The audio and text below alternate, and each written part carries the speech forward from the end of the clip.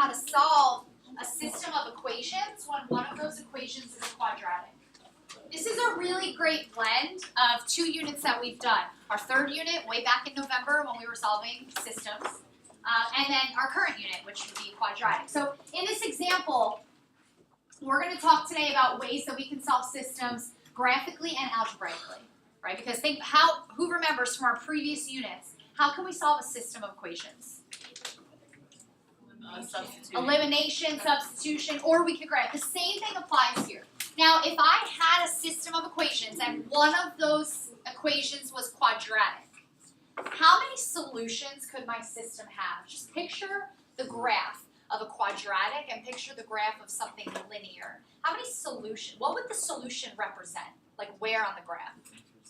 Where the lines intersect. Okay, so imagine a quadratic and a straight line. How many times could they meet? Two times. Yep, there could be two solutions. What else? There could be one solution. Or there could be no solutions. And it looks like this. If I had a quadratic, which is in red, it's a parabola, and a constant rate, that blue line, I could have two solutions where they cross two times. I could have one solution where they touch just once. Or I could have no solutions where no matter what happens, they're just never going to meet. Okay, so we're going to take a look at all the ways that we can solve a system. We can always graph. That's always an option. So if you had two systems like this, let's figure out what the solutions would be based on the graph. If I wanted to start with this linear equation, this one right here, how would I graph that?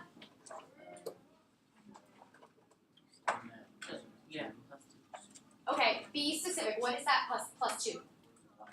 Yeah, on my y-axis, I'm going to identify that when x is 0, y is 2. It's where my line is going to cross the y-axis. How can I find another point?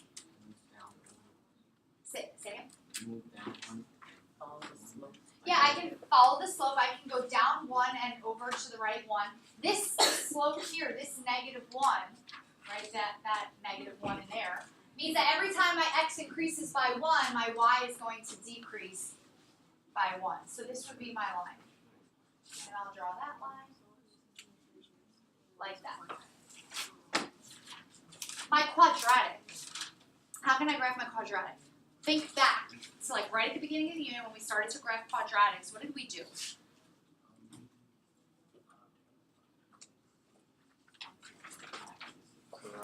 Okay, we can find the axis of symmetry. How do you want to do that?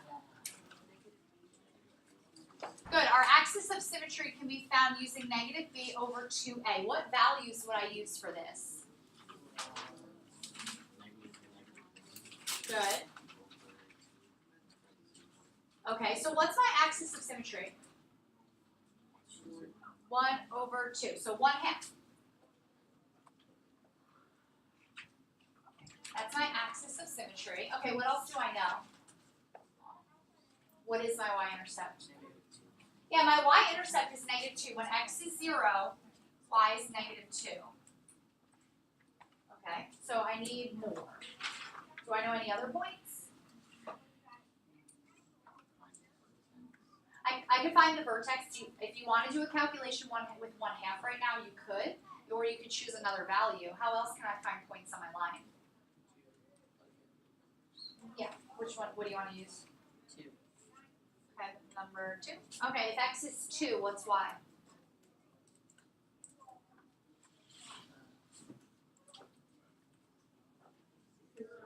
Yeah, if x is 2, y would be 0. 2 squared is 4, minus 2, minus 2. So there's that. Good, okay. What else do I have? Now you can use what you know about the axis of symmetry to find other points just right now. You want to try that if x is -2? If x is -2, what's y?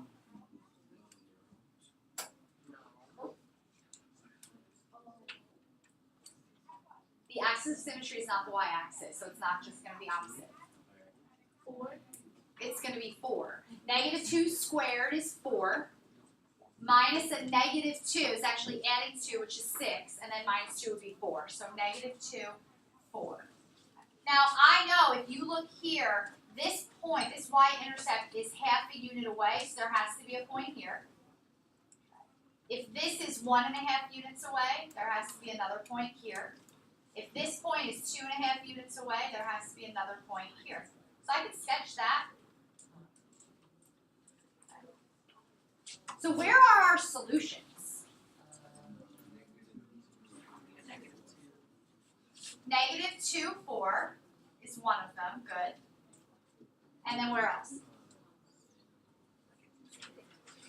-2.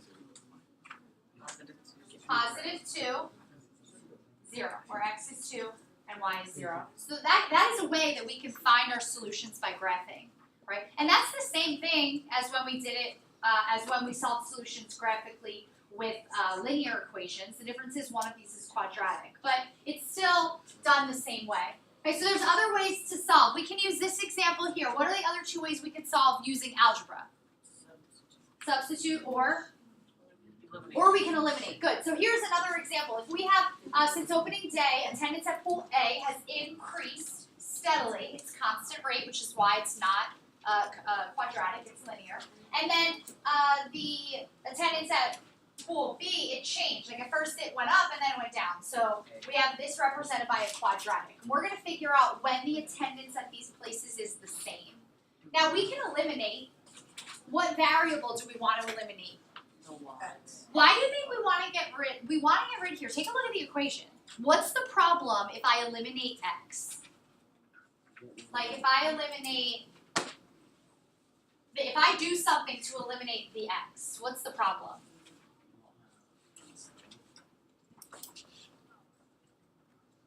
What would the problem be if those were the variables that I focus on eliminating? They're like. Okay, but what? Even if it were easy, why is this not the variable we want to get rid of? Look at the equation. This should be jumping out at you right now. What happens after we eliminate? When we eliminate, what's the purpose? Why do we eliminate? Is it just x? We eliminate one of the variables so that we're left with how many? Only one. If I eliminated the x, what am I still left with? And an x squared, right? This is a problem. But if I eliminate the y value, what would I be left with? I would be left with only x's, x and x squared. And this entire unit quadratic, we've been solving equations that had an x squared and an x. So we're going to try to focus on eliminating the y value. That's probably the only difference between solving a system with two linear equations and solving a system where one is linear and one is quadratic. You're pretty much, I don't want to say always, but for now, you're going to want to get rid of the y value so that you're left with a quadratic that you can solve. What would I need to do to eliminate the y variable here? Yeah, why do I need to multiply one of the equations by a -1? It'll be a 0 pair. Yeah, so that my y values are a 0 pair. So I can do that. Okay, and for the purpose of this example, I multiplied the linear equation by a -1. So this became a -y, this became a -28x, and this became a -4. When I combined them, this was gone, leaving me with 0. My -x squared is still here.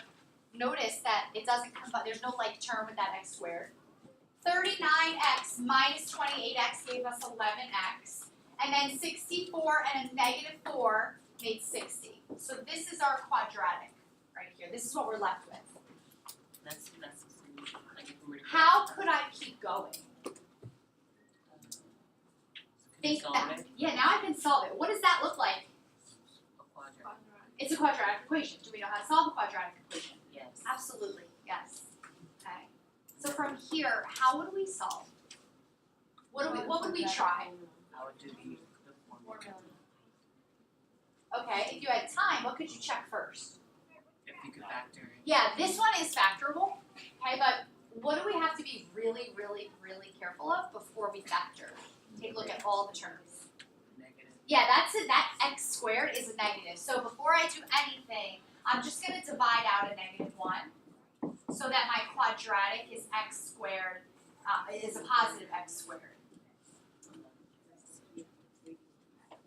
So now I'm looking for factors of what?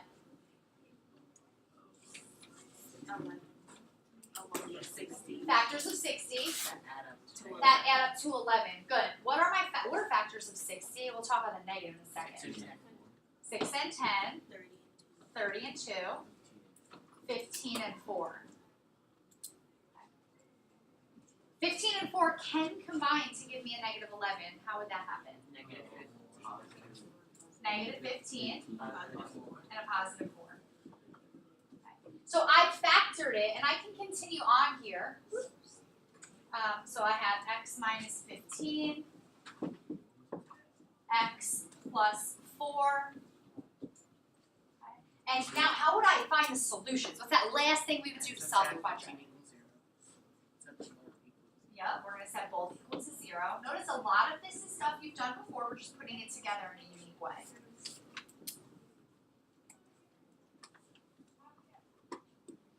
So if this were from start to finish a system of equations, and it wasn't a real, we're talking real world example here. We're still talking about a pool, and it's ours. This one. We have the x coordinate for where the lines meet. What else would we want to find?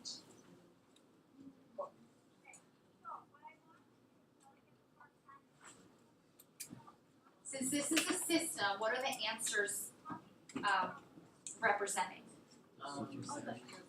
The coordinate. So what do we need for a true coordinate?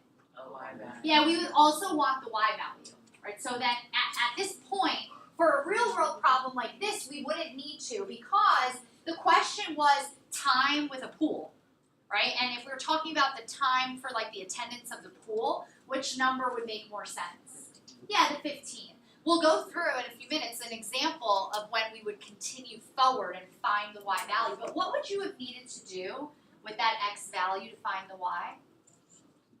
Yeah, substitute it back in.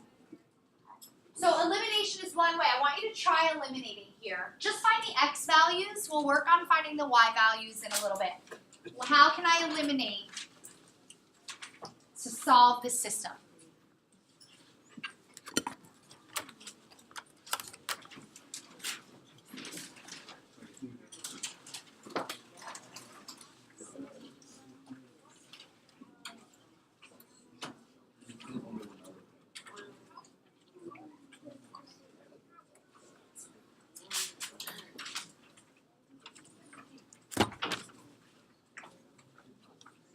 So think about what we did in our example and how you can apply that to this one.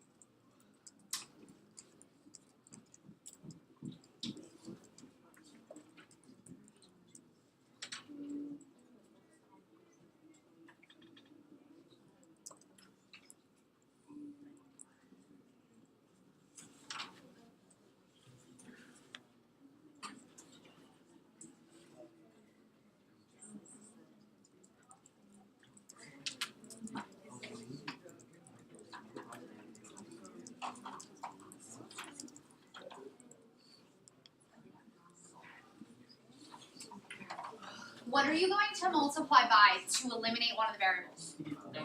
Yeah, a negative 1. And it doesn't matter which equation. I'm going to choose to multiply the top equation by negative 1 because I just prefer my x squared term to be a positive.